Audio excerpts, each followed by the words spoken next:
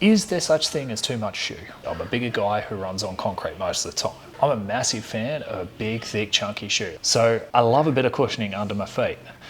But this is the New Balance Fresh Foam More V5, and I think we've gone too far. Let's talk about it.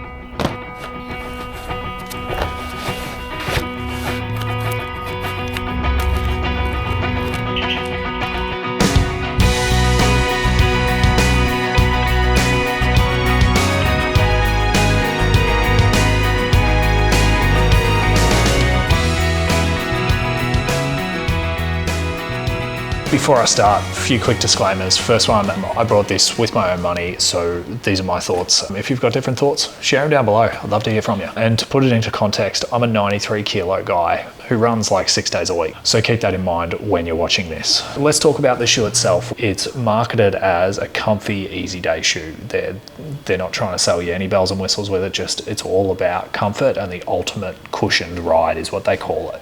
The major design features are this massive chunk of foam that's a little bit deceptive, and we'll talk about why that is soon. It's a soft and squishy shoe. It's got just a standard upper on it. So one of the other things that they're marketing is that it's got a really secure lockdown. The marketed position is the ideal recovery day shoe. In terms of specs, it has 43 millimeters of stack height in the rear and 39 in the forefoot for a 4 mil drop. So it's a relatively low drop compared to a lot of other shoes are like, 8 to 10 mil. Its advertised weight is 312 grams. Now, I just chucked this on the scale in my 11.5, and being such a big shoe and so much foam, mine weighed in at 352 grams. And the current price, as of recording this video, I just looked it up 2 minutes ago, it's about 180 bucks. So there's a fairly heavy discount on these at the moment because they're a reasonably old shoe. So they could be a bit of a bargain. I bought this shoe mostly because I was curious about it. I've seen the previous 4 iterations,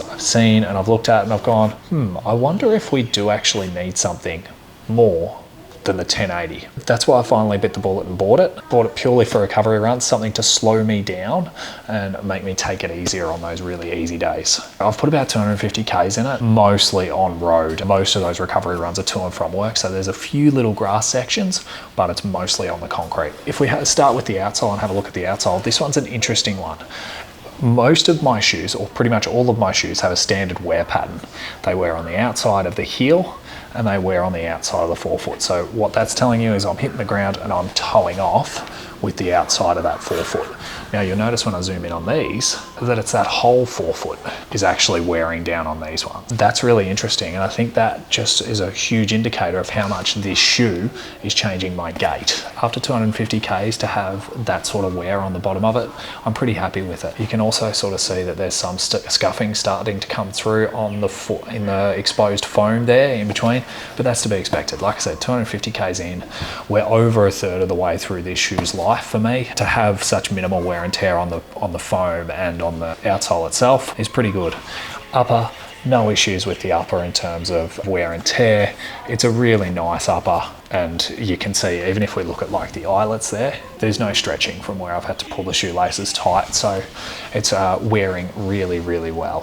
When I put this on for the first time, it's true to size, but it feels really big. It sounds stupid when you say it out loud, considering the shoe's called the New Balance More, but it is quite noticeable when you put it on your feet. It's really quite big and chunky feeling, but walking around in it, you can feel how soft and squishy it is.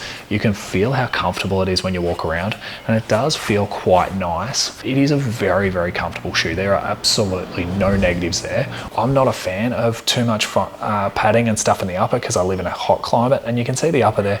It's just a nice amount of padding. The tongue, there's a bit of thickness to it, but again, they haven't gone over the top.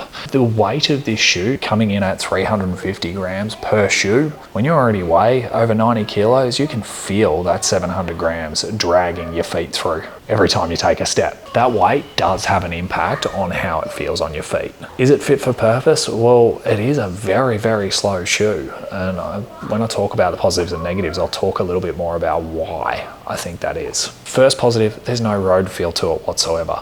You can heel strike in this till the cows come home and slam it into the concrete, and you know full well that it's going to absorb that impact. The second thing, if you're looking for a recovery day shoe like me that slows you down a bit, then this is not a bad shoe for that sort of thing. It does slow you down. It very much protects your feet and controls how you move and how you strike the concrete. And you know, if you do have an errant strike, it corrects very quickly and corrects it for you. It is very protective in that respect for a recovery day. But let's talk about the negatives. It's too heavy, it's too chunky, it's too much shoe. There's way too much going on. And it's not just that they've strapped a big slab of foam at the bottom. So remember I talked about the specs having 43 mils of stack height in the heel?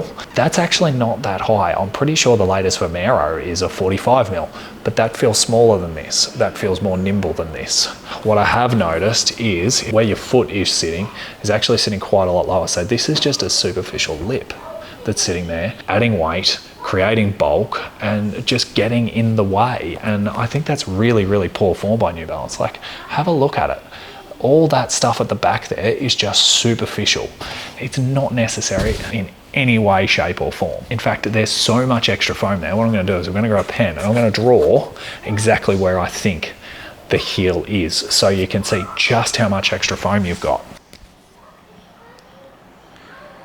A few moments later. I'm now halfway through drawing and wishing that I'd drawn this beforehand. Eventually. So if we have a look at that line, you can see there's a massive wedge of just extra unnecessary foam.